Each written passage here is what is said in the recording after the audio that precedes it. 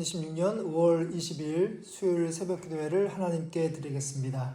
하나님의 말씀은 구약성경 창세기 44장 18절부터 34절까지 말씀입니다. 구약성경 71면 창세기 44장 18절부터 34절까지 말씀 한 절씩 교독하겠습니다. 유다가 그에게 가까이 가서 이르되 내 주여 원하건대 당신의 종에게 내 주의 귀에 한 말씀을 아뢰게 하소서. 주의 종에게 노하지 마소서. 주는 바로와 같으심이니이다.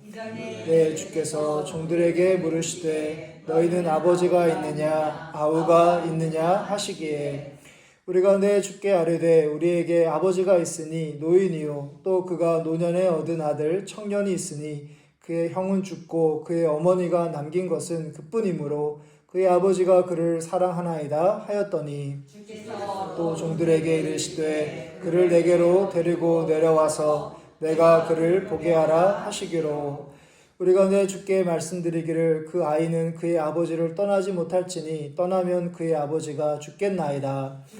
또 주의 종들에게 말씀하시되 너희 막내 아우가 너희와 함께 내려오지 아니하면 너희가 다시 내 얼굴을 보지 못하리라 하시기로 우리가 주의 종 우리 아버지에게로 도로 올라가서 내 주의 말씀을 그에게 아뢰었나이다. 후에 우리 아버지가 다시 가서 곡물을 조금 사오라 하시기로 우리가 이르되 우리가 내려갈 수 없나이다. 우리 막내 아우가 함께 가면 내려가려니와 막내 아우가 우리와 함께 가지 아니하면 그 사람의 얼굴을 볼 수 없음이니이다.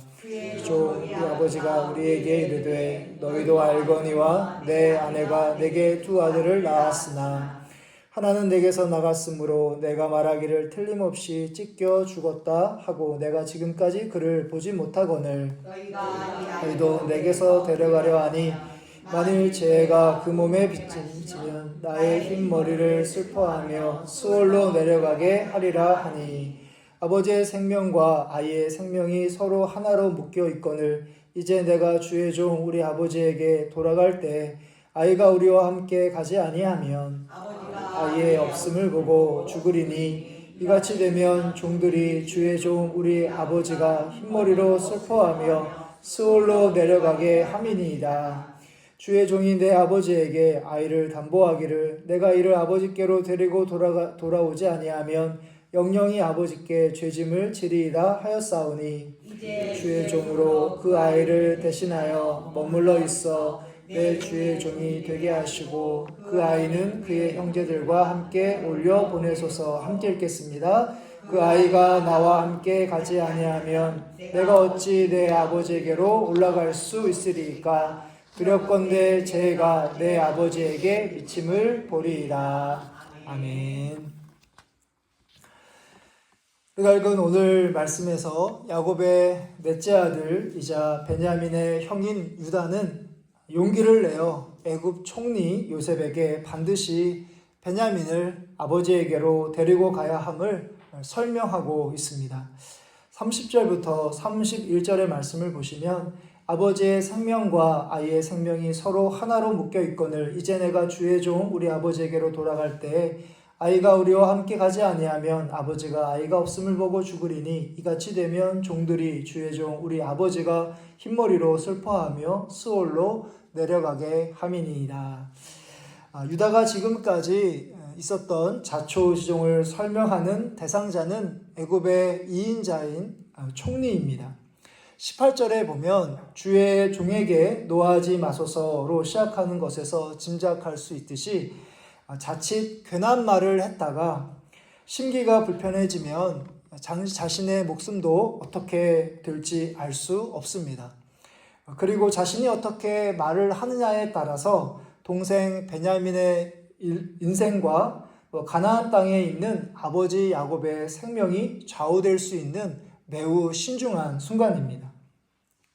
유다는 베냐민을 사랑하는 아버지의 마음을 30절에 보면 아버지의 생명과 아이의 생명이 서로 하나로 묶여 있다라고 표현합니다.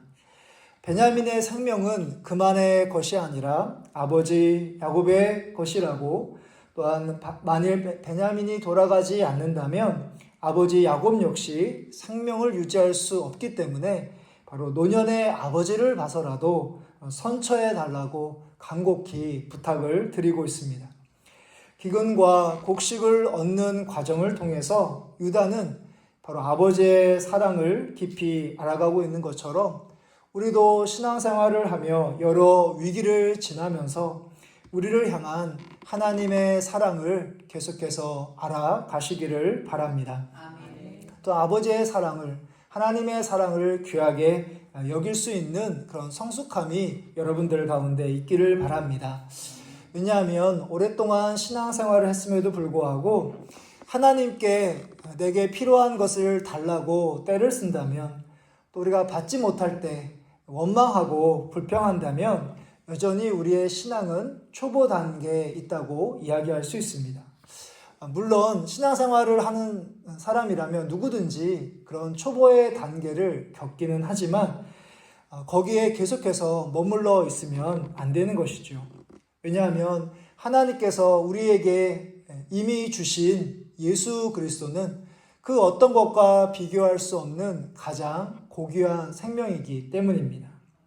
우리가 비로소 그것을 믿고 그리고 다른 사람들에게 예수님의 사랑을 전할 때 우리는 다른 사람들 앞에서 용기 있고 또한 담대하게 그 하나님의 사랑을 선포할 수가 있습니다. 자신의 생명이 잃을 수도 있지만 담대하게 애굽 총리 앞에 나가 아버지의 그 야곱의 사랑을 전했던 그 유다의 모습처럼 우리도 세상 사람들을 향하여 우리가 알고 있는 또 믿고 있는 그 하나님 아버지의 사랑을 설명하고 전하시는 여러분들의 삶이 되시기를 바랍니다. 아멘. 베냐민을 향한 아버지 야곱의 사랑을 설명한 것으로 끝나지 않고 유다는 동생 베냐민을 대신하려 하고 있습니다. 우리가 읽은 말씀 가운데 33절의 말씀 다시 한번 한 목소리로 읽도록 하겠습니다. 이제 주의 종으로 그 아이를 대신하여 머물러 있어 내 주의 종이 되게 하시고 그 아이는 그의 형제들과 함께 올려 보내소서. 아멘. 우리가 지난 주일 말씀에서 보았듯이 가나안 땅에 있었을 때 유다는 반드시 베냐민을 데리고 가야 곡식을 얻을 수 있다고 야곱을 설득한 바 있습니다. 그때 유다가 아버지 야곱에게 했던 약속이 우리가 읽은 32절의 말씀을 보시면 베냐민을 아버지에게로 데리고 돌아오지 아니하면 영영이 아버지께 죄짐을 지리이다 입니다. 그런데 그 유다의 약속은 오늘 말씀을 보니까 그가 곡식을 얻기 위해서, 그러기 위해서는 베냐민을 데리고 가야 하니까 그냥 말뿐인 그런 공약에 그친 것이 아니라 정말 무슨 일이 발생한다면 그렇게 할 결심과 굳은 다짐이었다는 것을 오늘 유다의 그 말에서 우리가 볼 수 있습니다. 베냐민을 가나안으로 돌아가기 위해서라면 자신의 생명까지도 아까워하지 않겠다라는 그런 헌신이 유다에게 있었다는 사실입니다.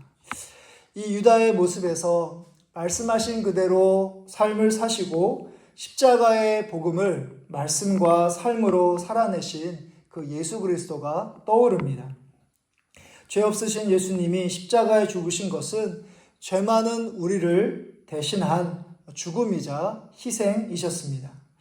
우리를 대신하셨기 때문에 우리는 죽음에서 건짐을 받았고 새로운 생명을 얻게 되었습니다. 아직도 예수님의 사랑을 알지 못하는 사람들이 우리 주변에 많이 있습니다. 우리가 해야 할 일은 바로 그들을 예수님께로 인도하는 일입니다.